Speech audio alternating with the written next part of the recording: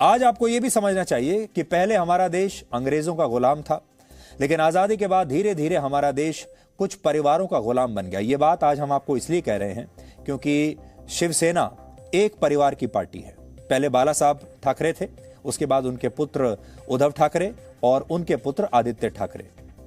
यानी ये जो हो रहा है शिवसेना में, ये उन तमाम पार्टियों के लिए एक बहुत बड़ी सीख है जो एक परिवार की पार्टियां हैं, जो पार्टियां परिवारवाद से जन्मी हुई पार्टियां हैं। आज उनके लिए ये बहुत बड़ी सीख है, क्योंकि जो सारी पार्टियां हैं जिन्हें बड़े बड़े राजनीतिक परिवार एक प्राइवेट लिमिटेड कंपनी की तरह चलाते हैं, उन सब में इस तरह की जो टूट होती है, इस तरह की जो बगावत होती है, वो कोई बड़ी बात नहीं है।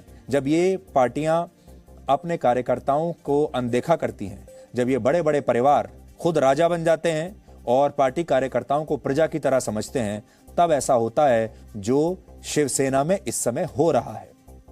और शिवसेना में जो हो रहा है वो ये है कि जमीन से जुड़े हुए जो नेता हैं वो अपना हक मांग रहे हैं।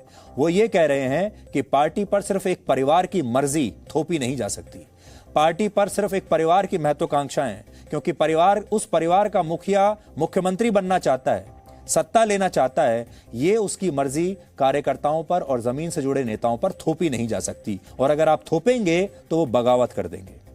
लेकिन यह भारत का दुर्भाग्य है कि आज उत्तर से लेकर दक्षिण तक और पूर्व से लेकर पश्चिम तक भारत में ऐसी अनेकों पार्टियां हैं जिन्हें एक परिवार ही चला रहा है।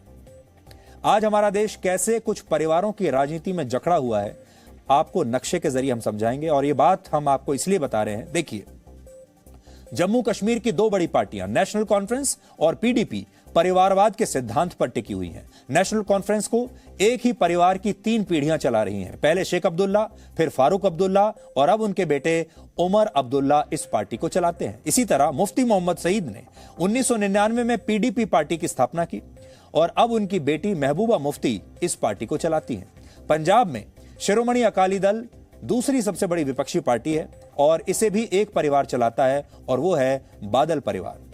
अब पंजाब की बगल में आइए, हरियाणा की सबसे बड़ी क्षेत्रीय पार्टी है इंडियन नेशनल लोकदल, जिसकी स्थापना भारत के उप प्रधानमंत्री चौधरी देवीलाल ने की थी और अब फिर उनके पुत्र और फिर उनके पुत्र इस पार्टी को चला रहे हैं। यह भी एक परिवार की पार्टी है। उत्तर प्रदेश की 3 बड़ी पार्टियां, समाजवादी पार्टी, बहुजन समाज पार्टी और राष्ट्रीय लोकदल भी परिवारवाद की पार्टियां हैं। समाजवादी पार्टी को मुलायम सिंह यादव के पुत्र अखिलेश यादव चलाते हैं, उनका पूरा की पूरा परिवार चलाता है, उनके रिश्तेदार चलाते हैं। बहुजन समाज पार्टी को मायावती चलाती हैं और राष्ट्रीय लोकदल को चौधरी चरण सिंह के पोते जयंत चौधरी चलाते हैं। इससे पहले उनके पिता अजीत सिंह चलाते थे। इसी तरह महाराष्ट्र में शिवसेना पर ठाकरे परिवार का, एनसीपी पर शरद पवार के परिवार का नियंत्रण है। उड़ीसा में बीजू जनता दल की सरकार है, जिसके प्रमुख नवीन पटनायक हैं और नवीन पटनायक के पिता बीजू पटनायक भी उड़ीसा के 2 बार मुख्यमंत्री रहे। यह भी एक परिवार की पार्टी है। झारखंड में झारखंड मुक्ति मोर्चा है, जिसे शिबू सोरेन का परिवार चलाता है और उनके पुत्र हेमंत सोरेन राज्य के मुख्यमंत्री हैं। बिहार में आरजेडी सबसे बड़ी विपक्षी पार्टी है, जिसे लालू यादव का परिवार चलाता है। आंध्र प्रदेश में दोनों मुख्य पार्टियों में परिवारवाद है। टीडीपी की स्थापना एनटी रामाराव ने की थी और अब उनके दामाद चंद्रबाबू नायडू इस पार्टी के प्रमुख हैं। जबकि आंध्र प्रदेश के मौजूदा मुख्यमंत्री वाईएस जगनमोहन रेड्डी वाईएस राजशेखर रेड्डी के पुत्र हैं, जो आंध्र प्रदेश के पूर्व मुख्यमंत्री थे और बड़े नेता थे, अब वो चलाते हैं। तेलंगाना में टीआरएस की सरकार है, जिसके प्रमुख के चंद्रशेखर राव हैं। ये भी एक परिवार की पार्टी है। उनके बेटे केटी रामाराव भी उनकी सरकार में शहरी विकास मंत्री हैं और उनकी एक बेटी हैं, वो इस पार्टी को चलाती हैं। और तमिलनाडु में डीएमके की सरकार है, जिसे पहले एम करुणानिधि चलाते थे और अब उनके बेटे एम के स्टालिन इस पार्टी के प्रमुख हैं और वो राज्य के मुख्यमंत्री भी हैं। अब आप सोच लीजिए कि इन परिवारवाद वाली पार्टियों ने पूरे भारत को कवर कर लिया है, किसी भी राज्य में छोड़ा नहीं है। और पहले हमारे देश पर अंग्रेजों का शासन था, फिर अंग्रेज छोड़कर गए, हमें आजादी मिल गई, लेकिन फिर हमारे ऊपर इन परिवारों का शासन आ गया। तो पहले हम अंग्रेजों की गुलामी करते थे और आज लोकतंत्र होते हुए भी हम इन परिवारों की गुलामी कर रहे हैं। और इस दौरान हम कांग्रेस पार्टी का नाम तो आपको बताना भूल ही गए। परिवारवाद की सबसे बड़ी मिसाल है कांग्रेस पार्टी, जिसे आजादी के बाद से नेहरू गांधी परिवार चला रहा है।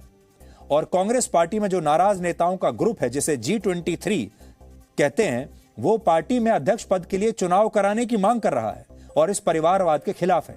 यानी आप जम्मू कश्मीर से लेकर तमिलनाडु तक देखेंगे कि हमारा देश आपको कुछ परिवारों में जकड़ा हुआ दिखाई देगा।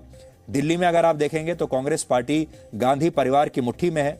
सोनिया गांधी हैं, राहुल गांधी हैं और उनकी बहन प्रियंका गांधी वाड्रा है। ये सब मिलकर एक पार्टी को चलाते हैं। अब आप सब के लिए यह सोचने वाली बात है कि भारत दुनिया का सबसे बड़ा लोकतंत्र है। 140 करोड़ लोग यहां रहते हैं और फिर भी उस लोकतंत्र में ऐसा कैसे हुआ कि इस पूरे लोकतंत्र पर 10 से 15 राजनीतिक परिवारों का पूरा की पूरा कब्जा है और यही राजनीतिक परिवार बारी बारी से चुनाव जीतते हैं, बारी बारी से सरकार बनाते हैं। पहले एक नेता एक पार्टी चलाता है, फिर उसका बेटा चलाता है, फिर उसका बेटा चलाता है और पीढ़ी दर पीढ़ी ये सारे परिवार भारत के लोगों पर राज कर रहे हैं और भारत के लोग इनके बाहर कुछ देख ही नहीं पा रहे। ये एक बहुत बड़ी बात है।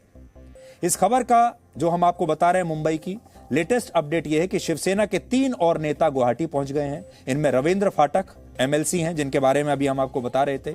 बाकी 2 नेता शिवसेना में विधायक हैं। यानी इस हिसाब से गुवाहाटी में अब एकनाथ शिंदे के साथ कुल मिलाकर 50 विधायक हो गए हैं, जिनमें 43 विधायक शिवसेना के हैं।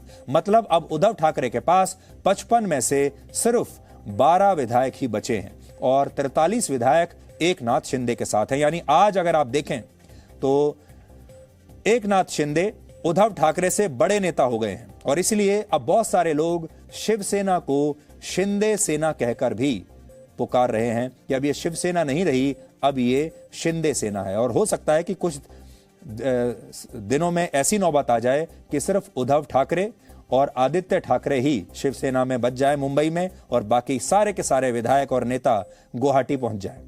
Presenting B News app available on Google Play and App Store. Download it now.